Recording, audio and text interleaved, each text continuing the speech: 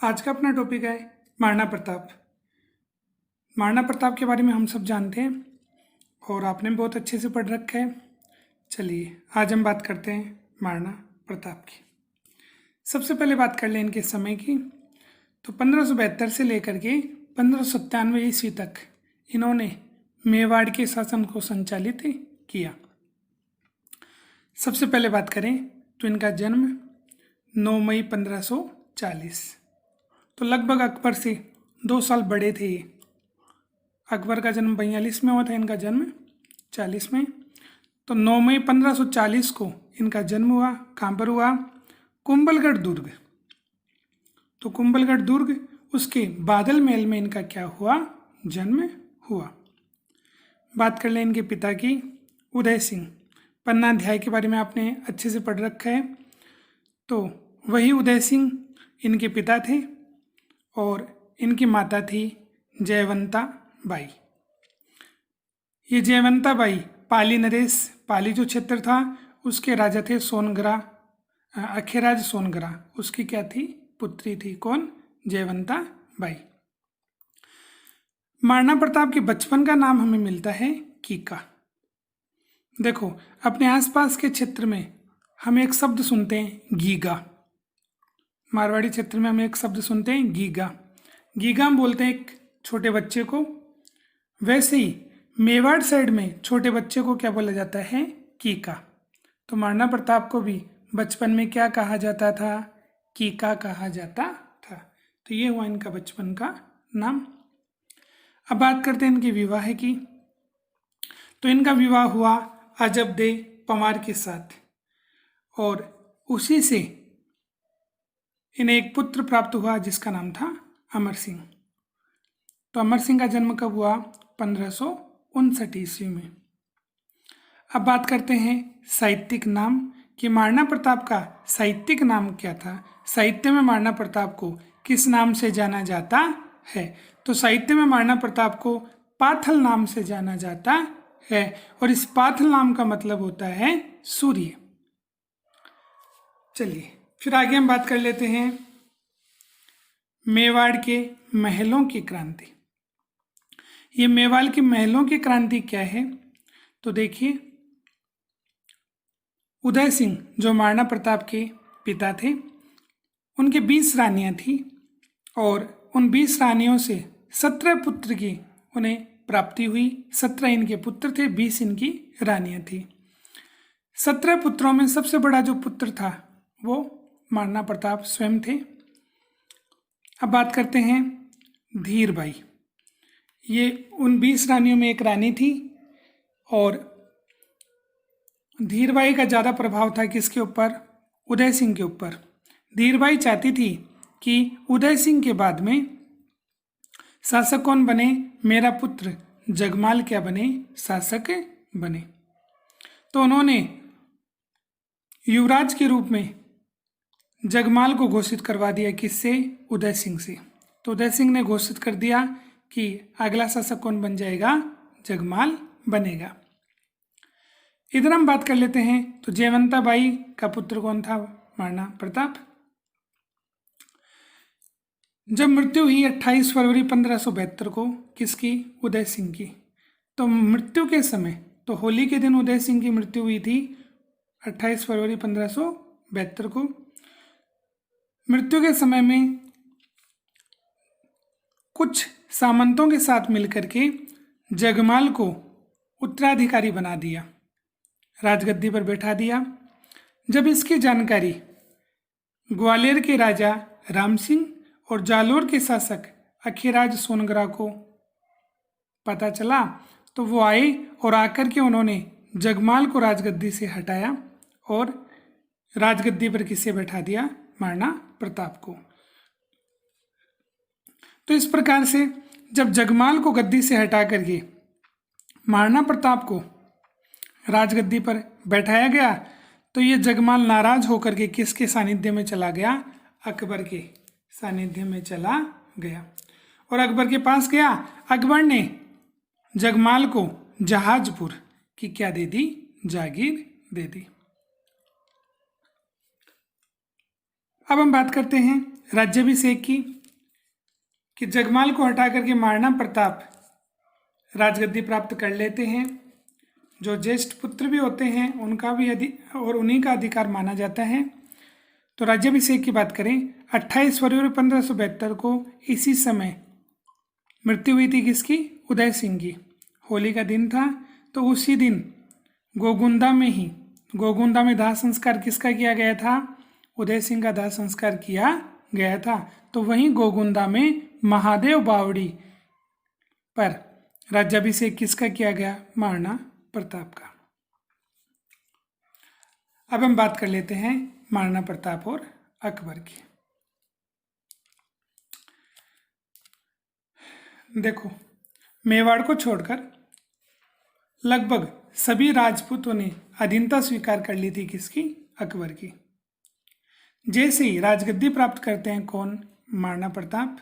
तो राज्याभिषेक होने के बाद में प्रताप ने पुंजा भील, ये भीलों का एक सरदार था, उस पुंजा भील को अपने नेतृत्व में लेकर के, तो पुंजा भील के नेतृत्व में उन्होंने भीलों को संगठित करने का प्रयास किया और उनकी सैनिक टुकड़ियां बनाई, जो कि आकस्मिक घटना घटित होने पर रक्षा कर सके। तो पुंजा भील के नेतृत्व में, किसके नेतृत्व में? पुंजा भील के नेतृत्व में उन्होंने भीलों की एक टुकड़ी बनाई जो देशभक्ति के भाव से ओतप्रोत थी। एक काम तो इन्होंने ये किया। दूसरा, इन्होंने सोचा कि मुगलों से जितनी दूरी रहे उतना ही अच्छा है, क्योंकि उस समय अकबर थे और अकबर का प्रभाव क्या था? ज़्यादा था। तो मुगलों से दूरी बना करके रखी किसने? प्रताप ने। तो मुगलों से दूर रहने के लिए प्रताप ने अपना निवास स्थान कहाँ? गोगुंदा से बदल करके कहाँ कर दिया? कुंभलगढ़ में बदल लिया। तो पहले गोगुंदा रहते थे, फिर गोगुंदा को छोड़ दिया उन्होंने और कहाँ चले गए? कुंभलगढ़ चले गए, ताकि किससे सुरक्षित रहें? मुगलों से सुरक्षित रहें। फिर बात करते हैं, प्रताप अकबर की अधीनता स्वीकार नहीं करना चाहता था। तो लगभग जो राजपूत थे उन्होंने वैवाहिक संबंध स्थापित करने का प्रयास किया था, किससे? मुगलों से। लेकिन प्रताप ऐसा नहीं चाहते थे। तो न तो वो वैवाहिक संबंध स्थापित करना चाहते थे और न ही अकबर की अधीनता स्वीकार करना चाहते थे। और इसी का परिणाम ये निकला कि आगे जाकर के विश्व प्रसिद्ध कौन सा युद्ध हुआ? हल्दी घाटी का युद्ध हुआ। अब बात करते हैं नागौर दरबार की।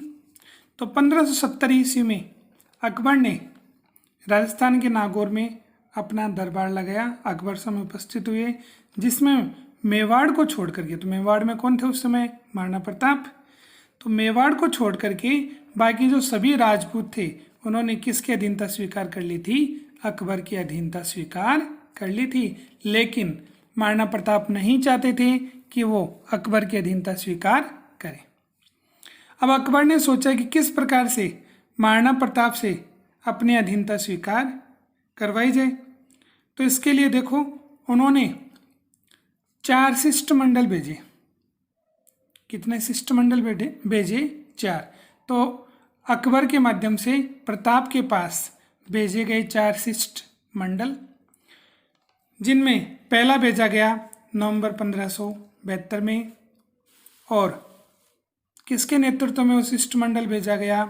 तो जलाल खां।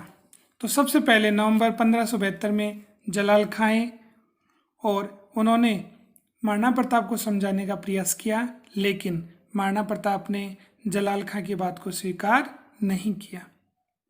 तो ये प्रयास असफल रहा। उसके बाद में दूसरी बार आए जून 1573 में कौन? मानसिंह। और आमेर के शासक थे ये। तो मानसिंह आए, मानसिंह स्वयं राजपूत थे।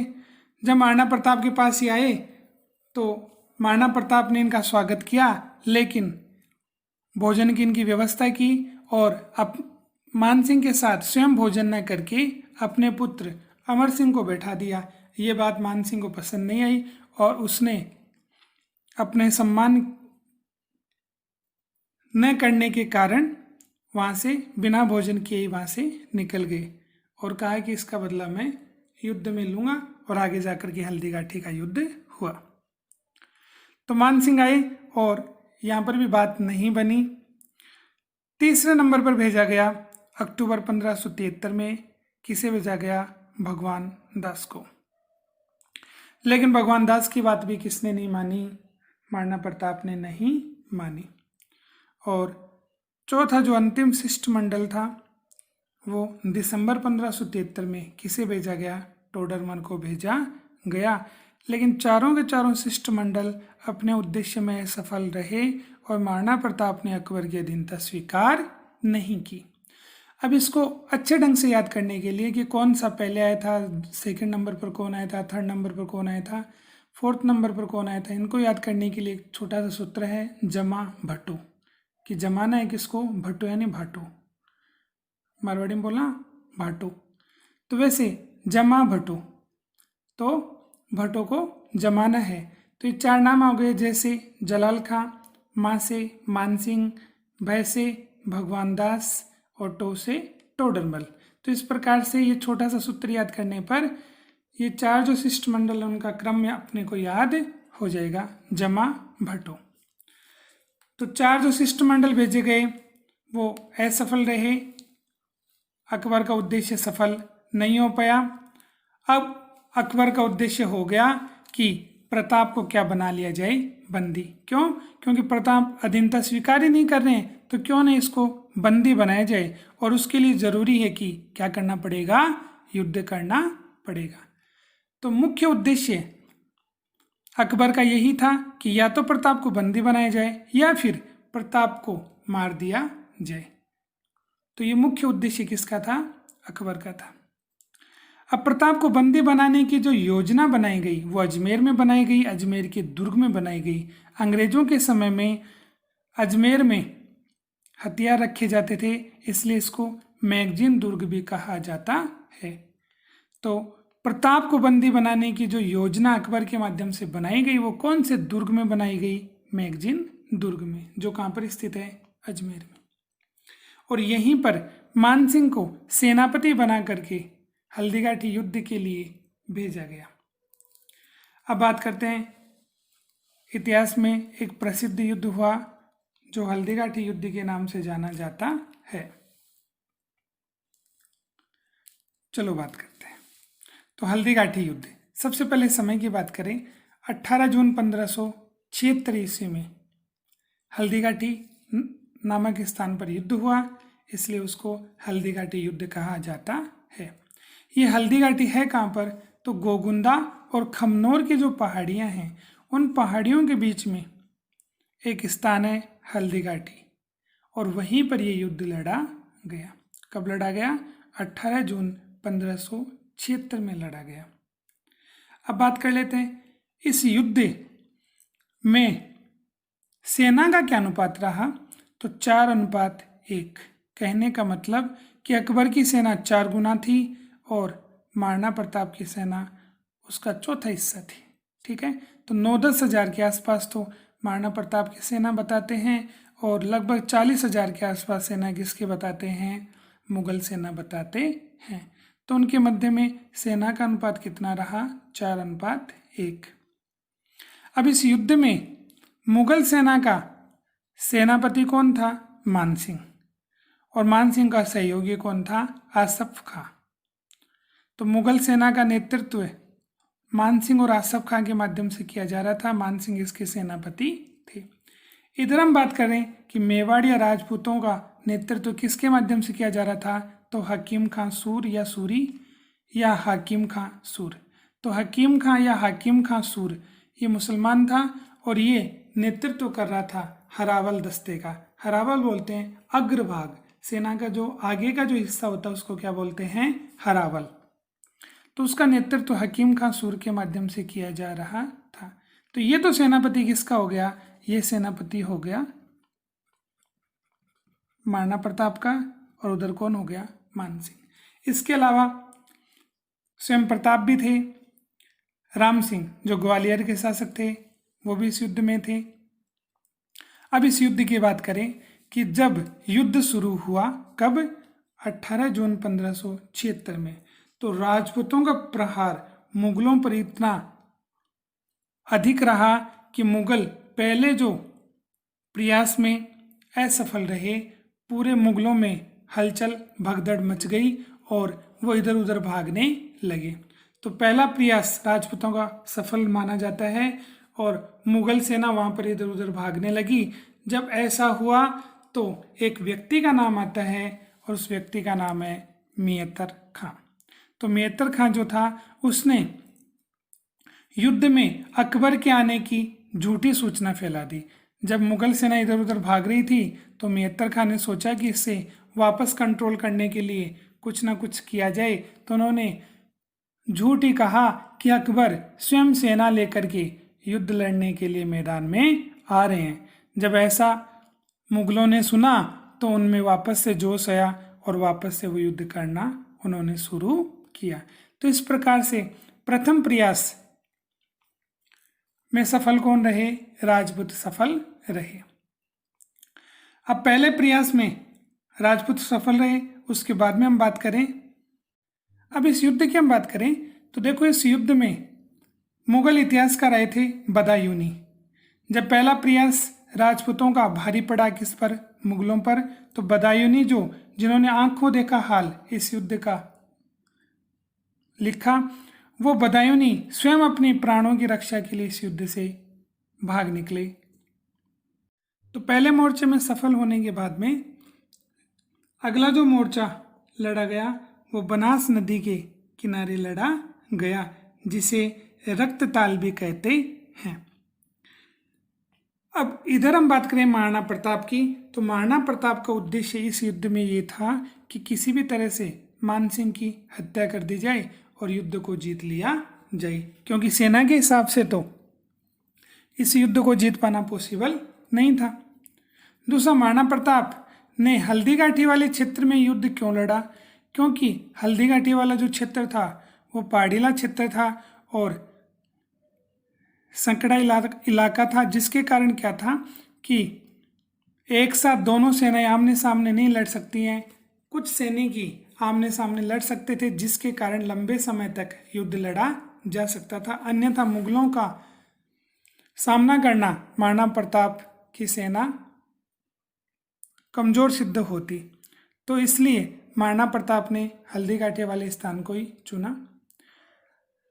अब यहाँ पर महाराणा प्रताप का उद्देश्य ये था कि किसी भी तरह मान सिंह की क्या कर दी जाए? हत्या कर दी जाए। तो महाराणा प्रताप सेना को चीरते हुए आगे बढ़े। चेतक घोड़े पर वो बैठे थे और उनका उद्देश्य था मान सिंह को नुकसान पहुंचाना।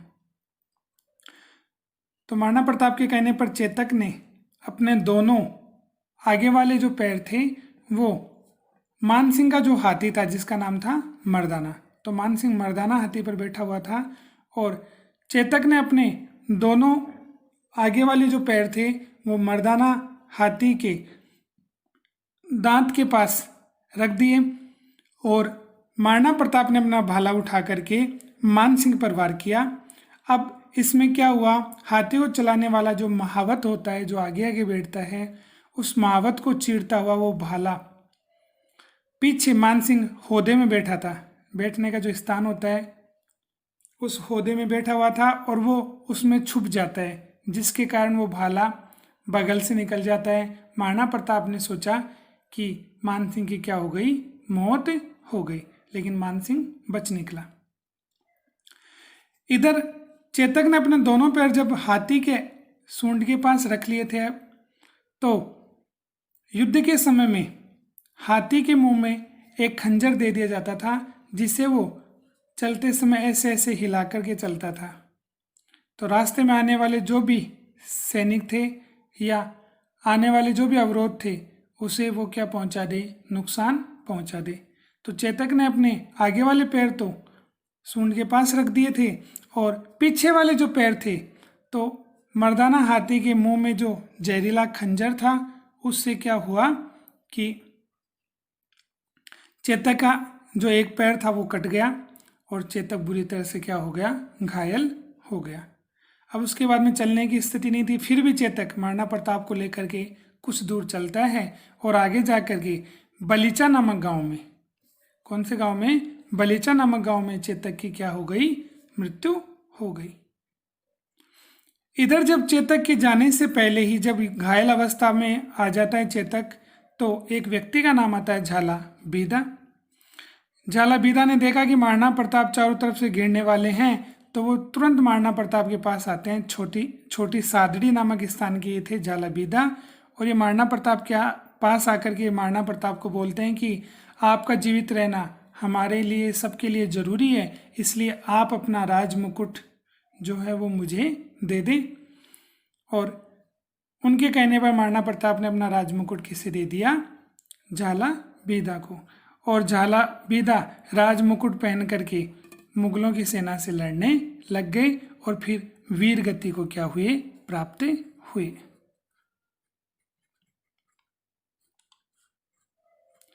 इधर प्रताप जो थे वो चेतक घोड़े को लेकर के, घायल घोड़े को लेकर के निकले और कुछ दूरी पर ही पहुंच पाए। जब वो जा रहे थे तो पीछे से उनका भाई शक्ति सिंह, जो मुगलों की ओर से प्रताप के विरुद्ध लड़ रहा था, और उस शक्ति सिंह ने जब ये देखा कि कुछ सैनिक प्रताप का पीछा कर रहे हैं, तो वो उन सैनिकों का पीछा करते हुए उन सैनिकों को तो मार देता है और प्रताप को आवाज देता है, और नीला घोड़ारा असवार। प्रताप को पता था कि इस नाम से तो मुझे सिर्फ और सिर्फ कौन बुलाता है? शक्ति सिंह। तो प्रताप ने पीछे मुड़ करके देखा तो शक्ति सिंह ने उन्हें रोका। प्रताप रुके और शक्ति सिंह उनके पैरों में गिर गया और माफ़ी मांगने लगा कि मुझे माफ़ कर दो, क्योंकि मैं आपके विरुद्ध इस युद्ध में लड़ रहा हूँ, जबकि मैं भी राजपूत हूँ। और माफ़ी मांगी तो प्रताप ने उन्हें गले लगाया और माफ़ कर दिया। अब शक्ति सिंह ने सोचा कि प्रताप का सुरक्षित बच निकलना जरूरी है, तो उन्होंने अपना घोड़ा किसको दे दिया? प्रताप को दे दिया, और प्रताप वहाँ से निकल गए। इधर बलीचा गांव जहाँ पर चेतक की मृत्यु हुई थी, वहाँ पर चेतक की क्या बना दी गई? छतरी बना दी गई। इधर हम बात करते हैं शक्ति सिंह जब और नीला घोड़ा रसवार शब्दों से संबोधित करता है प्रताप को, इसका उल्लेख हमें कहाँ मिलता है?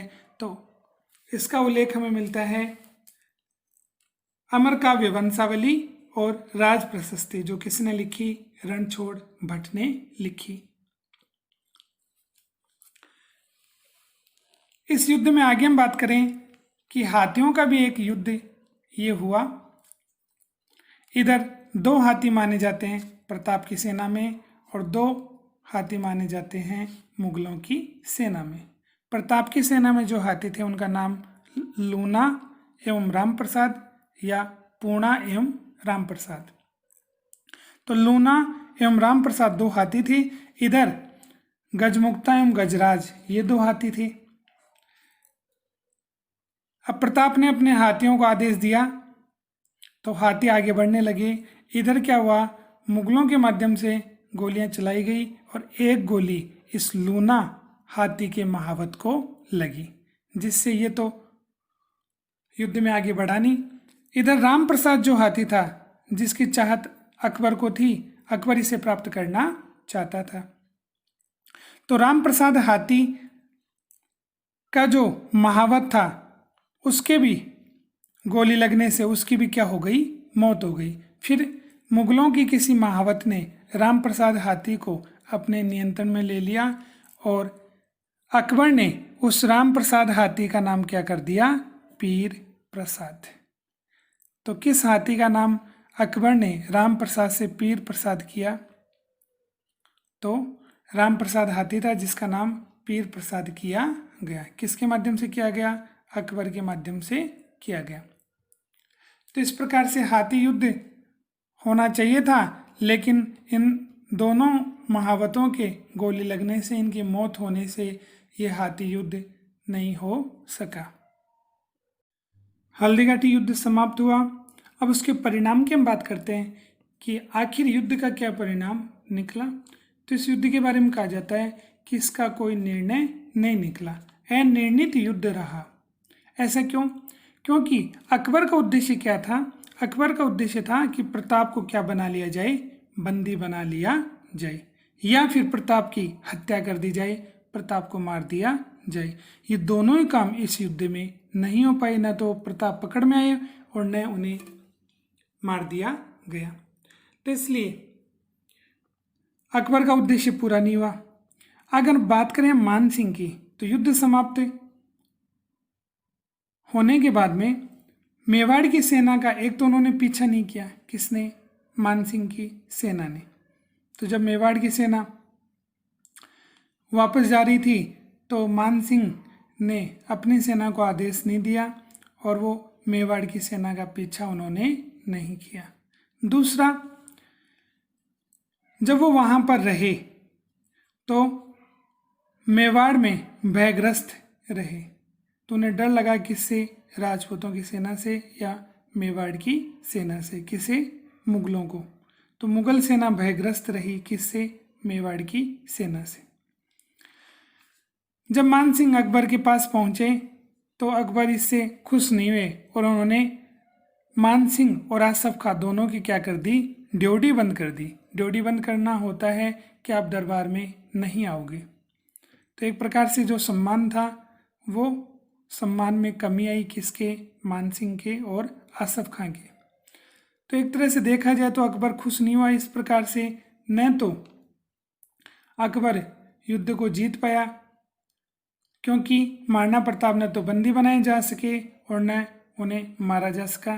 तो एक प्रकार से देखें तो प्रताप की विजय हुई। तो प्रताप न तो पकड़ में आए और शुरुआत में उन्हें सफलता भी मिली। तो इस प्रकार से हल्दीघाटी के युद्ध को अनिर्णित युद्ध कहा जाता है। अब हल्दीघाटी युद्ध के बारे में 2-4 कोटेशन आती हैं। एक तो हम बात करें कर्नल जेम्स टोड, जिन्होंने राजस्थान का इतिहास लिखा। उन्होंने हल्दीघाटी युद्ध के बारे में कहा कि ये तो मेवाड़ की क्या है? थर्मोपल्ली। तो हल्दीघाटी युद्ध को मेवाड़ की थर्मोपल्ली किसने कहा? तो नाम आता है कर्नल जेम्स टोड का। दूसरा नाम आता है बदायूनी, जिन्होंने हल्दीघाटी युद्ध को अपनी आंखों से देखा। तो आंखों देखे हाल का वर्णन इन्होंने किया और इस युद्ध को उन्होंने कहा गोगुंदा का युद्ध। देखो ब दा, इसमें द है, इसमें भी द है, तो बदायूनी गोगुंदा। तो बदायूनी ने कहा गोगुंदा का युद्ध। फिर बात करते हैं अबुल फजल। अबुल फजल ने हल्दीघाटी युद्ध को क्या कहा? खमनोर का युद्ध। तो इस प्रकार से कर्नल जेम्स टोड ने इसे मेवाड़ की थर्मोपल्ली कहा, बदायूनी ने इसे गोगुंदा का युद्ध कहा और अबुल फजल ने इसे खमनोर का युद्ध कहा। अब अकबर चुप बैठने वाला नहीं था, उसके तो प्रताप ही दिमाग में था कि किसी भी तरह से प्रताप को क्या किया जाए? बंदी बनाया जाए। तो अपने उद्देश्य को पूरा करने के लिए अकबर के माध्यम से कुछ प्रयास किए गए। पहला प्रयास 1577 में किया गया। स्वयं अकबर ने मेवाड़ क्षेत्र पर आक्रमण किया और उदयपुर प्रदेश को उन्होंने जीत लिया। इस उदयपुर प्रदेश को जीतने के बाद में उन्होंने इसका नाम क्या रखा? मोहम्मदाबाद। तो उदयपुर का नामकरण मोहम्मदाबाद किसने किया? अकबर ने किया। लेकिन कोई सफलता प्राप्त नहीं हुई, महाराणा प्रताप पकड़ में नहीं आए। दूसरा जो प्रयास था वो शाहबाज खां को सौंपा गया और 1577 से लेकर 1579 तक 3 बार शाहबाज खां ने महाराणा प्रताप को पकड़ने का प्रयास किया। इन्होंने कुंभलगढ़ दुर्ग पर आक्रमण किया और इस समय कुंभलगढ़ दुर्ग को किसे छोड़ना पड़ा? महाराणा प्रताप को छोड़ना पड़ा। और कुंभलगढ़ दुर्ग जिसे अब तक एक बार ही जीता जा चुका है, और वो किसके माध्यम से? शाहबाज खां के माध्यम से। तो 3 बार इन्होंने प्रयास किया लेकिन असफल रहे। जब कुंभलगढ़ दुर्ग को जीत लिया गया शाहबाज खां के माध्यम से, तो इस समय प्रताप ने कोल्यारी गांव जो है उसके निकट आवरगढ़ को अपनी कौन सी राजधानी बनाई? अस्थायी राजधानी बनाई। तो 2 प्रयास तो असफल रहे। एक अकबर के माध्यम से किया गया, दूसरा शाहबाज खां के माध्यम से किया गया। तीसरा प्रयास किया 1580 में, किसके माध्यम से? अब्दुल रहीम खान खाना। तो खान खाना की उपाधि आपको पता है किसने दी थी? अब्दुल रहीम को अकबर ने प्रदान की थी। तो इन्हें भेजा गया और ये अपने परिवार सहित आई, इन्होंने अपने परिवार को शेरगढ़ गांव में छोड़ दिया। अब इसकी सूचना लगी किसको? प्रताप के पुत्र किसको? अमर सिंह को। तो उन्होंने क्या किया? शेरगढ़ पर आक्रमण करके इनके परिवार को क्या बना लिया? बंदी बना लिया। जब ऐसा हुआ तो इसकी सूचना किसको मिली? प्रताप को मिली। और प्रताप अपने पुत्र के इस कार्य से उन्हें बड़ा क्रोध आया और उन्होंने अपने पुत्र से कहा कि हमारी दुश्मनी इनके परिवार से नहीं है, और परिवार को सकुशल वापस शेरगढ़ छोड़ने के लिए उन्होंने कहा। तो इस प्रकार से अब्दुल रहीम खान खाना ने जब सुना कि किस प्रकार से प्रताप ने उनके परिवार को वापस से सम्मान शेरगढ़ छोड़ा है, तो वो इनके क्या हो गए? कायल हो गए। तो ये प्रयास भी असफल रहा। हल्दीघाटी युद्ध के बाद में एक मुख्य युद्ध हुआ जिसे दिवेर का युद्ध कहा जाता है। ये दिवेर है, अपने पाली के आसपास वाला क्षेत्र है, उस क्षेत्र में ये युद्ध लड़ा गया। अक्टूबर 1582 को ये युद्ध हुआ। किस किस के मध्य हुआ? तो एक तरफ तो प्रताप थे, प्रताप के सहयोगी कौन थे? अमर सिंह जो उनके पुत्र थे, और भामा शाह जिन्होंने प्रताप को आर्थिक सहायता प्रदान की थी। तो एक तरफ तो ये थे। दूसरी तरफ सुल्तान खां, जो मामा माना जाता है किसका? अकबर का, जो दिवेर चौकी के प्रभारी थे। तो दिवेर जो चौकी थी वो किसके नियंत्रण में थी? वो सुल्तान खां के नियंत्रण में थी। अब इस युद्ध में क्या हुआ? इस युद्ध का निर्णय कैसे निकला कि अमर सिंह ने अपने भाले से एक वार किया, और ऐसा माना जाता है उस भाले से अमर सिंह ने सुल्तान खां को चीरते हुए, उसके घोड़े को चीरते हुए उस भाले को जमीन में गाड़ दिया, और उससे सुल्तान खां की क्या हो गई? मौत हो गई। और ये युद्ध, बाकी जो सेना थी वो भाग खड़ी हुई, और युद्ध किसने जीत लिया? प्रताप ने जीत लिया। तो निर्णायक युद्ध हुआ, इसका निर्णय निकला, और निर्णय क्या निकला? प्रताप को क्या प्राप्त हुई? विजय प्राप्त हुई। इसलिए इसे मेवाड़ का गौरव भी कहा जाता है कि मेवाड़ का गौरव वापस से लौटा, प्रताप को विजय प्राप्त हुई। कर्नल जेम्स टोड ने इस युद्ध के बारे में कहा कि दिवेर का जो युद्ध है वो मेवाड़ का क्या है? मैराथन। तो किस युद्ध को कर्नल जेम्स टोड ने मेवाड़ का मैराथन कहा? तो दिवेर युद्ध को। अब बात करते हैं चौथा प्रयास किसके माध्यम से किया गया था? अकबर के माध्यम से किया गया था। तो अब्दुल रहीम खान खाना के बाद में 1584 ईस्वी में किसे भेजा गया? जगन्नाथ कछवा को, जो भारमल के पुत्र थे। तो भारमल के छोटे पुत्र थे। भारमल वही थे जिन्होंने 1562 ईस्वी में अकबर की क्या स्वीकार की थी? अधीनता स्वीकार की थी। और वो एकमात्र प्रथम राजपूत थे जिन्होंने अकबर की अधीनता स्वीकार की थी, आमेर के शासक भारमल। तो भारमल के छोटे पुत्र थे जिनका नाम था जगन्नाथ कछवा। 1584 ईस्वी में ये स्वयं युद्ध करने के लिए आते हैं, और मांडलगढ़ जो स्थान है वहाँ पर इनकी क्या हो जाती है? मृत्यु हो जाती है। तो इस प्रकार से ये प्रयास भी अकबर का क्या रहा? असफल रहा। अब देखो, प्रताप ने अपनी राजधानी परिवर्तित की 1585 ईस्वी में। लूणा चावंडिया, ये लूणा चावंडिया कहाँ का है? तो बनास क्षेत्र, 56 का जो मैदान है उसके आसपास का जो क्षेत्र है उस पर लूणा चावंडिया का अधिकार था। उसको पराजित किया किसने? प्रताप ने। ठीक है।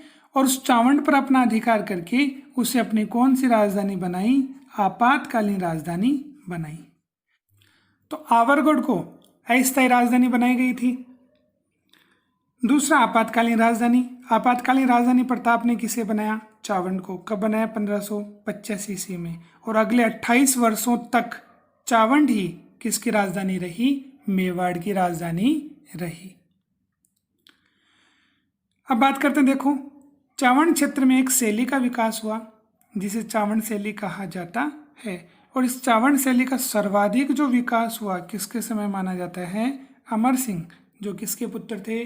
प्रताप के पुत्र थे। तो अमर सिंह के समय में चावंड शैली का सर्वाधिक क्या हुआ? विकास हुआ। आगे हम बात कर लें तो 1585 के बाद, तो 84 में अंतिम रूप से कौन आए थे? जगन्नाथ कछवा। और 1585 के बाद में अकबर ने कोई भी प्रयास नहीं किया, ठीक है, मेवाड़ पर आक्रमण करने का। तो एक प्रकार से मेवाड़ के विरुद्ध किसी प्रकार का कोई अभियान नहीं चलाया गया, किसके माध्यम से? अकबर के माध्यम से। प्रताप की मृत्यु की हम बात करें तो 19 जनवरी 1597 ईस्वी को चावंड नामक स्थान पर प्रताप की क्या हुई? मृत्यु हुई। प्रताप जो थे वो धनुष पर प्रत्यंचा चढ़ा रहे थे, मतलब निचले हिस्से को ऊपर वाले हिस्से से जोड़ने के लिए धनुष की जो डोर है उसको खींच करके ऊपर बांधना पड़ता था, और वो प्रत्यंचा चढ़ाते समय ये घायल हो गए और इनकी आगे जाकर फिर क्या हो गई? मौत हो गई। कब? 19 जनवरी 1597 को। जब प्रताप की मृत्यु हुई तो अकबर की आंखों से क्या आ गए? आंसू आ गए। क्यों? क्योंकि वो जानते थे कि मेरी इतनी विशाल सेना है, प्रताप के पास कुछ भी नहीं था, फिर भी मैं अपने जीते जी प्रताप को अपना अधीन नहीं कर सका, अपना गुलाम नहीं बना सका। तो प्रताप की मृत्यु पर अकबर की आंखों से क्या आ गए? आंसू आ गए। अब प्रताप की छतरी की बात करें तो प्रताप की जो छतरी है बारडोली गांव के निकट प्रताप की क्या बनाई गई है? छतरी बनाई गई है। तो इस प्रकार से आज हमने पढ़ा महाराणा प्रताप का जीवन परिचय।